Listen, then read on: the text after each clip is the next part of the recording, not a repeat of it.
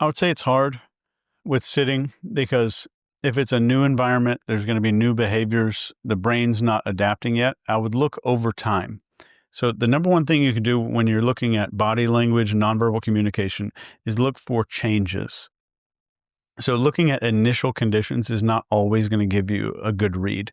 So look how the conversation starts and watch the changes in that person's body as it evolves. The number one thing you can look at it, did we talk about blink rate on the last show? Yeah, we spend so much of our time looking in people's eyes, and it's an unconscious behavior that you can look, that someone blinking more often is stress, less often is more focused. And your job is to take people's blink rate and lower it through a conversation. So we're not just looking at a snapshot of fast or slow. We're watching for when does it start speeding up? When does it start slowing down? If I'm speaking on stage, I'll look out in the crowd. And if I'm looking in people's eyes, around the room, and as I'm talking, if I see people blinking more often, I'll just change the subject. I'll raise my voice. I'll jump off the stage and walk around a little bit, and I'll regain that focus and look around the room again. And I'll see the blink rate has dropped again.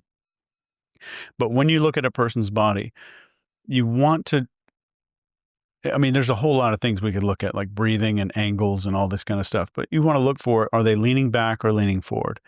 And one of the biggest things that we teach people in influence of sales and with NCI is that we don't make big decisions with our backs against a chair. It just doesn't happen.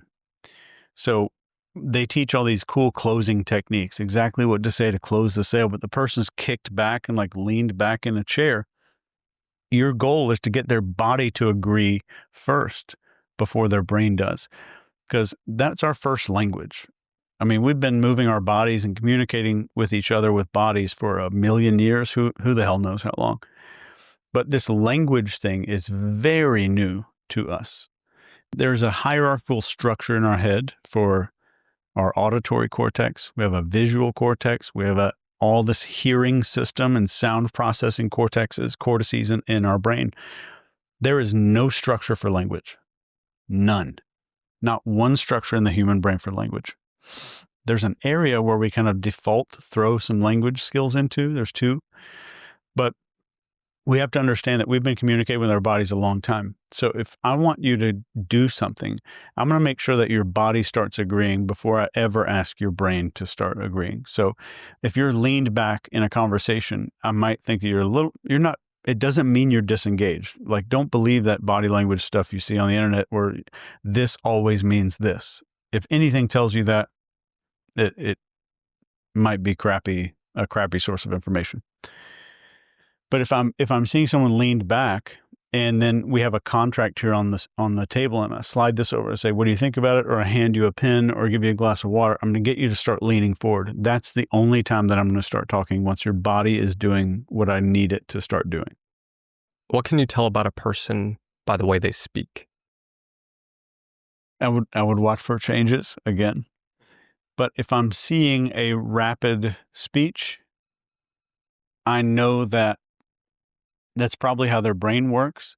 And I know that when they really want to stop and make a big decision, or I need to convince them to do something, I'm going to have to slow their speech down over time. And I'm going to have to set that example of talking slower throughout a conversation so that they start mirroring that behavior a little bit, and they start seeing that there's physical permission in front of them to start speaking a little bit slower.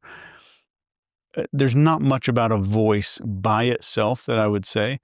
But let's say you were talking a certain way, and the moment that I mentioned one subject, call it whatever you want. Let's say I mentioned politics or something, and your voice starts speeding up. I'm seeing a change.